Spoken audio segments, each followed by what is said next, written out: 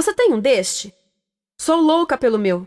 Na verdade, adoro todas as minhas coisas. Já se perguntou de onde vêm todas as coisas que compramos e para onde vão quando nos desfazemos delas? Não conseguia deixar de pensar nisso, por isso quis saber mais sobre o assunto. E os livros diziam que as coisas se deslocam ao longo de um sistema. Da extração, para a produção, para a distribuição, para o consumo e para o tratamento de lixo. Isso tudo se chama a economia de materiais. Bem, estudei um pouco mais. Eu passei 10 anos viajando pelo mundo atrás de pistas de onde vêm as nossas coisas e para onde vão. E sabe o que eu descobri? Esta não é toda a história. Falta muita coisa nessa explicação. Em primeiro lugar, neste sistema parece que está tudo bem, sem problemas. Mas, na verdade, é um sistema em crise, porque trata-se de um sistema linear e nós vivemos num planeta finito. E não se pode gerir um sistema linear num planeta finito indefinidamente. Em todas as suas etapas, este sistema interage com o mundo real. A vida real não acontece numa página em branco. Interage com sociedades, culturas, economias, o ambiente. E durante as etapas, a vida vai se chocando contra seus limites. Limites que aqui não vemos porque o diagrama está incompleto. Então, voltemos atrás para preencher alguns espaços e ver o que falta. Uma das coisas mais importantes em falta são as pessoas. Sim, pessoas. As pessoas vivem e trabalham em todas as etapas desse sistema, onde algumas são um pouco mais importantes que outras, algumas têm maior poder de decisão. Quem são elas? Comecemos pelo governo. Meus amigos dizem que eu devia usar um tanque para simbolizar o governo, e isso é uma realidade em muitos países, e cada vez mais também no nosso. Afinal, mais de 50% dos nossos impostos vão para os militares. Mas vou usar uma pessoa para simbolizar o governo, porque acredito nos valores e na visão de que o governo deve ser das pessoas, pelas pessoas, para as pessoas. A função do governo é olhar por nós, cuidar de nós. Esse é o seu trabalho. Depois vem as corporações. O que leva as corporações a parecerem maiores que o governo é porque elas são maiores que o governo. Atualmente, entre as 100 maiores economias da Terra, 51 são corporações. À medida que as corporações foram crescendo, em tamanho e poder, assistimos a uma pequena mudança no governo, como se estivessem mais preocupados com o bem-estar deles do que com o nosso. Muito bem, então vejamos o que mais falta nessa imagem. Começaremos pela extração, que é uma palavra pomposa para exploração de recursos naturais, que por sua vez é uma palavra pomposa para destruir o planeta. A verdade é que cortamos as árvores, arrebentamos as montanhas para extrair os metais, consumimos toda a água e exterminamos os animais. Aqui enfrentamos o nosso primeiro limite. Estamos ficando sem recursos naturais. Estamos utilizando demasiados materiais. Sei que isto pode ser difícil de ouvir, mas é a verdade. Por isso temos que lidar com isso. Durante apenas as 3 últimas décadas, foram consumidos 33% dos recursos naturais do planeta. Desapareceram. Cortamos, minamos, perfuramos e destruímos o planeta tão depressa que estamos debilitando a capacidade do planeta para sustentar o nosso modo de vida.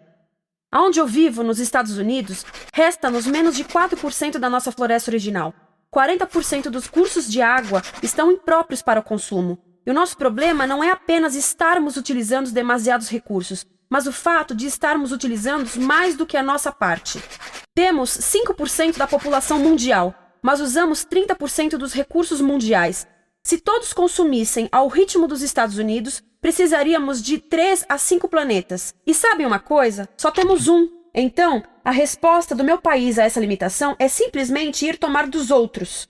Este é o terceiro mundo, que alguém dirá tratar-se apenas de uma expressão para designar o local para onde foram as nossas matérias-primas. E o que é que acontece? A mesma coisa, destruição do local. 75% das zonas de pesca do planeta estão sendo exploradas ao máximo ou além da sua capacidade. Desapareceram 80% das florestas originais do planeta. Só na Amazônia perdemos 2.000 árvores por minuto, o equivalente a um campo de futebol por minuto. Então, e as pessoas que vivem aqui? Bem, de acordo com esses sujeitos, eles não são donos desses recursos, mesmo que vivam lá há gerações. Não são donos dos meios de produção, nem compram muitas coisas. Nesse sistema, quem não possui nem compra muitas coisas não tem valor. A seguir, as matérias-primas seguem para a produção, onde utilizamos energia para misturar químicos tóxicos com recursos naturais para produzir produtos contaminados com tóxicos. Há atualmente no comércio mais de 100.000 químicos sintéticos. Apenas um punhado foi testado para avaliar o seu impacto na saúde, e nenhum foi testado em relação aos impactos sinérgicos na saúde, ou seja, a interação com todos os outros químicos aos quais estamos expostos diariamente. Por isso, desconhecemos o impacto total deles na saúde e no ambiente. Mas sabemos uma coisa: os tóxicos entram e saem. Enquanto continuarmos a introduzi-los nos nossos sistemas de produção industrial, continuaremos a inserir esses tóxicos nos produtos que levamos para nossas casas, trabalho e escolas, e claro, para nossos corpos. Como os BFRs, ou retardantes de incêndio à base de brometo, que tornam as coisas mais resistentes ao fogo, mas são super tóxicos. São neurotóxicos, ou seja, tóxicos para o cérebro. O que é que estamos fazendo usando esses químicos? Apesar disso, os usamos em nossos computadores, eletrodomésticos, sofás, colchões e até alguns travesseiros. Sim, pegamos nossos travesseiros, os revestimos com neurotoxinas, levamos para casa e dormimos por 8 horas com eles. Não sei, mas acho que num país com tanto potencial, poderíamos ter uma maneira melhor de evitar que as cabeças peguem fogo à noite.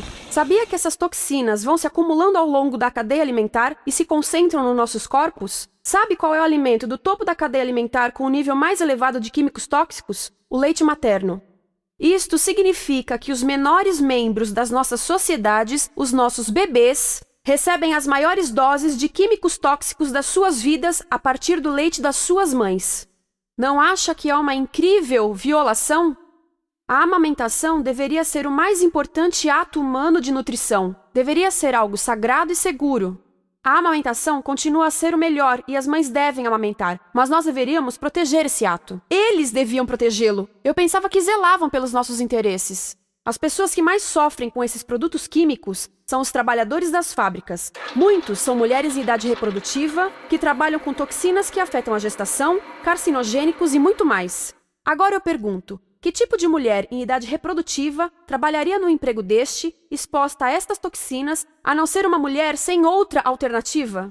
Essa é uma das maravilhas desse sistema. A erosão dos ecossistemas e economias locais aqui garante um fluxo constante de pessoas sem alternativas. No mundo, há 200 mil pessoas por dia se deslocando de ambientes que as sustentaram ao longo de gerações para cidades, onde muitas vivem em bairros de lata, à procura de emprego, por mais tóxico que seja. Não só os recursos são desperdiçados ao longo desse sistema, mas também pessoas, comunidades inteiras são desfeitas. Sim, as toxinas entram e saem. Muitas delas saem das fábricas em produtos, e muitas mais saem como subprodutos ou poluição, e estamos falando de muita poluição. Nos Estados Unidos, as indústrias admitem liberar mais de 1.800.000 quilos de químicos tóxicos por ano. Deve ser muito mais, porque isso é o que eles admitem. Trata-se de outro limite, porque quem quer ver e respirar 1.800.000 quilos de químicos tóxicos por ano? Então o que eles fazem? Mudam as fábricas poluidoras para o estrangeiro, para poluir outros países. Mas, surpresa, grande parte dessa poluição volta para nós trazida pelo vento. E o que acontece depois de todos os recursos naturais serem transformados em produtos?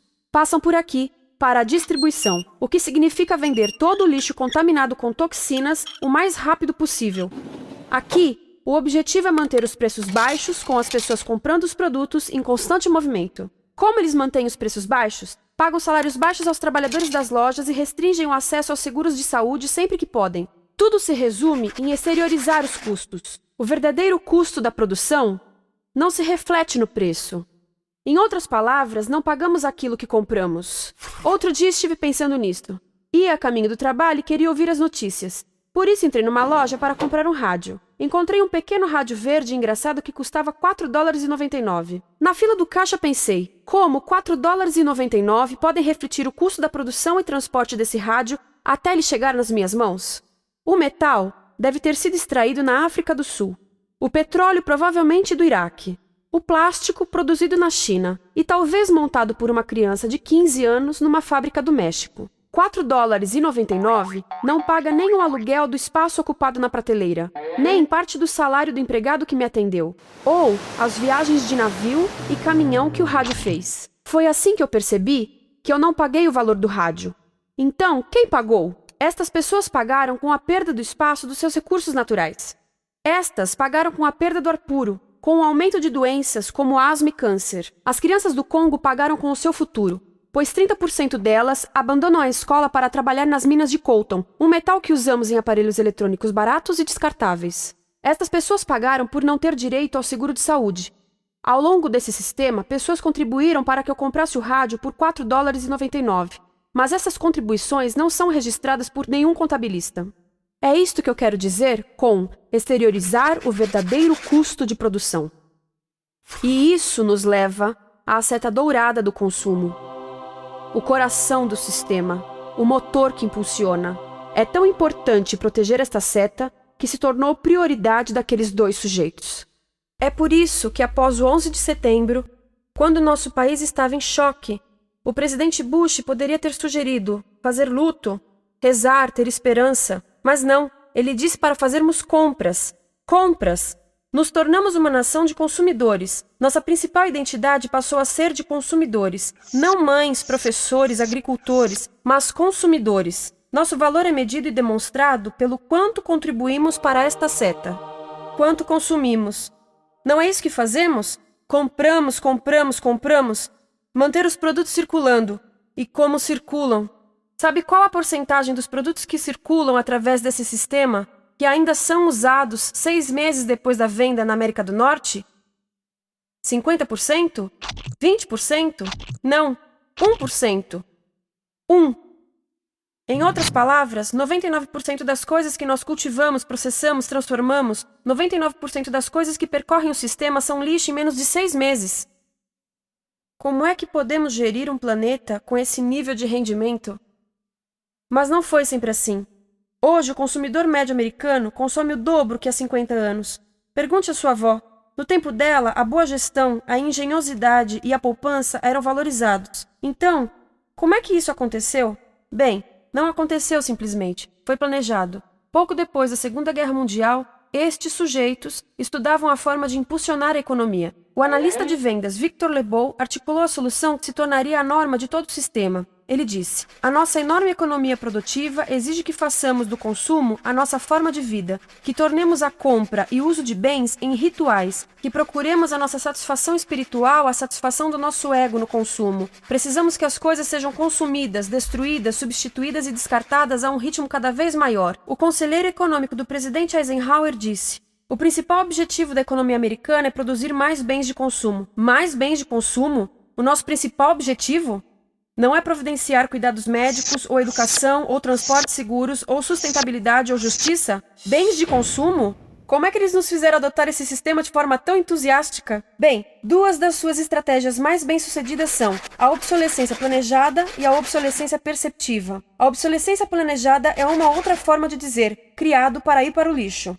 Eles fazem as coisas de modo que sejam inúteis tão rápido quanto possível para jogarmos fora e voltarmos a comprar. Isso é óbvio em sacolas ou copos de plástico, mas verifica-se isso em coisas maiores como esfregões, DVDs, máquinas fotográficas, churrasqueiras, quase tudo, até computadores. Já reparou que quando compra um computador, a tecnologia muda tão rápido que em poucos anos se torna quase um impedimento para a comunicação? Fiquei curiosa e abri um desses computadores para ver o que tinha dentro, e descobri que a peça que se muda a cada ano é apenas uma pecinha no canto. Mas não se pode mudar apenas essa peça, porque cada nova versão tem um formato diferente. Tem que jogar tudo fora e comprar um novo. Estive lendo sobre o design industrial da década de 50, quando a obsolescência planejada começou a aparecer. Esses designers eram muito claros sobre o assunto. Chegavam a debater quão rápido conseguiam que um aparelho avariasse, mas de modo que o consumidor mantivesse fé suficiente para ir comprar outro.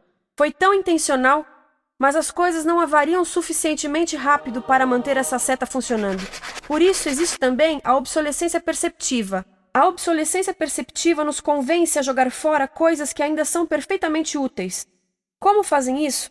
Mudam a aparência das coisas. Por isso, se comprou suas coisas há alguns anos, todos percebem que você não tem contribuído para essa seta. E como o nosso valor depende da nossa contribuição para essa seta, isso pode ser embaraçoso. Por exemplo, se eu tiver o mesmo monitor de computador gordo e branco na minha mesa por 5 anos e a minha colega tiver comprado um computador novo, ela vai ter um monitor plano brilhante que combina com o computador, com o celular e até com as canetas. Ela parece estar operando uma nave espacial e eu pareço que tenho uma máquina de lavar na mesa. A moda é outro bom exemplo. Já se perguntou por que os saltos dos sapatos das mulheres passam de largos para finos num ano e no próximo de finos para largos? Não é por haver um debate sobre qual deles é mais saudável. É porque usar saltos largos num ano de saltos finos mostra que você não contribuiu recentemente para a seta. Por isso não vale tanto quanto a pessoa com saltos finos ao seu lado, ou em um anúncio. É para comprarmos sapatos novos. A publicidade e a mídia em geral têm um papel importante nisto. Cada um de nós nos Estados Unidos é bombardeado com mais de 3.000 anúncios por dia. Vemos mais publicidade num ano do que as pessoas há 50 anos viam em toda a vida. Qual é o objetivo de um anúncio se não nos fazer infelizes com o que temos? Por isso, nos dizem 3.000 vezes por dia que o nosso cabelo está errado, nossa pele, nossa roupa, nossos móveis, nossos carros, nós estamos errados. Mas tudo se resolve se formos às compras. A mídia também ajuda a esconder tudo isto e isto. Por isso, a única parte da economia que vemos são as compras. A extração, produção e envio para o lixo acontecem fora do nosso campo de visão. Por isso, nos Estados Unidos, temos mais coisas do que tivemos antes, mas pesquisas mostram nossa felicidade declinando. Nossa felicidade teve seu pico na década de 50, a mesma época em que a febre consumista explodiu. Coincidência interessante. Acho que sei o porquê. Temos mais coisas, porém menos tempo para o que realmente nos faz felizes. Amigos, família, tempo livre. Estamos trabalhando mais do que nunca. Analistas dizem que não temos tão pouco tempo livre desde a sociedade feudal. E sabem quais são as duas atividades que mais fazemos no pouco tempo livre que temos? Ver televisão e fazer compras. Nós, americanos, passamos 3 a 4 vezes mais tempo comprando do que os europeus. Assim, nessa situação ridícula, vamos trabalhar talvez em 2 empregos, e quando chegamos em casa exaustos e sentamos no sofá novo para ver televisão, os anúncios dizem que não prestamos, então vamos às compras para nos sentirmos melhor. Depois trabalhamos mais para pagar o que compramos e chegamos em casa mais cansados, vemos mais televisão que nos diz para fazermos compras outra vez. E estamos nesse ciclo de trabalhar, ver, comprar, e podíamos simplesmente parar. Então, no final, o que acontece a todas essas coisas que compramos? Nesse ritmo de consumo, não cabe tudo em casa, apesar do tamanho médio das casas ter duplicado nesse país desde os anos 70. Vai tudo para o lixo, e isso nos leva ao tratamento do lixo. Essa é a parte da economia de materiais que conhecemos melhor, porque nós temos de levar o lixo até a esquina. Cada americano produz 2 quilos de lixo por dia, o dobro do que fazíamos há 30 anos. Todo esse lixo ou é despejado num aterro, que é um grande buraco no chão, ou ainda pior, primeiro é incinerado e depois despejado no aterro. As duas formas poluem o ar, o solo, a água, sem esquecer que alteram o clima. A incineração é realmente ruim. Lembra daqueles tóxicos da fase da produção? Bem, queimar o lixo libera esses tóxicos no ar. Pior ainda, produz supertóxicos novos, como a dioxina. A dioxina é a substância mais tóxica feita pelo homem, e os incineradores são a principal fonte de dioxina. Isso significa que podemos parar a principal fonte da mais tóxica substância conhecida e feita pelo homem, simplesmente parando de queimar o lixo. E podemos parar hoje. Algumas empresas não querem criar aterros e incineradores aqui. Por isso, também exportam os resíduos. Então, e a reciclagem? A reciclagem ajuda? Sim, a reciclagem ajuda. Ela reduz o lixo nessa extremidade e depois reduz a pressão para minerar e colher mais nessa extremidade. Sim, todos devemos reciclar, mas reciclar não é o suficiente. Reciclar nunca será suficiente, por 2 razões. Primeiro, o lixo que vem das nossas casas é apenas a ponta do iceberg. Para cada saco de lixo que deixamos na esquina, 70 sacos de lixo são criados anteriormente, só para fazer o lixo desse saco que deixamos na esquina. Assim, mesmo que pudéssemos reciclar 100% do lixo das nossas casas, não se chegaria ao coração do problema. Além disso, grande parte do lixo não pode ser reciclado, ou porque contém demasiados tóxicos, ou porque é criado de início para não ser reciclável, como aquelas caixas de suco, que têm as camadas de metal, papel e plástico, todas coladas. Não dá para separar essas camadas para reciclá-las. Como se vê, é um sistema em crise. Por todo o percurso, estamos batendo em limites, do clima em mudança ao decréscimo da felicidade. Simplesmente não está funcionando. Mas a parte boa de um problema tão generalizado é haver tantos pontos de intervenção. Há pessoas trabalhando aqui salvando florestas, e aqui na produção limpa. Pessoas trabalhando em direitos do trabalho, em comércio justo, em consumo consciente, no bloqueio de aterros e incineradores. E muito importante, em recuperar o nosso governo, para que seja realmente pelas pessoas e para as pessoas. Todo esse trabalho é criticamente importante, mas as coisas vão realmente começar a se mover quando enxergarmos as ligações, quando enxergarmos o panorama geral. Quando as pessoas ao longo do sistema se unirem, Poderemos reivindicar e transformar esse sistema linear em algo novo, um sistema que não desperdice recursos ou pessoas, porque aquilo de que precisamos nos livrar é da antiga mentalidade de usar e jogar fora. Há uma nova escola de pensamento nesse assunto, e é baseada em sustentabilidade e equidade, química verde, zero resíduos, produção em ciclo fechado, energia renovável, economias locais vivas. Já está acontecendo. Há quem diga que é irrealista, idealista, que não pode acontecer. Mas eu digo que quem é irrealista são os que querem continuar pelo velho caminho. Isso é que é sonhar. Lembre-se que a velha forma não aconteceu por acaso. Não é como a gravidade que temos que conviver. As pessoas a criaram, e nós também somos pessoas. Por isso vamos criar algo novo.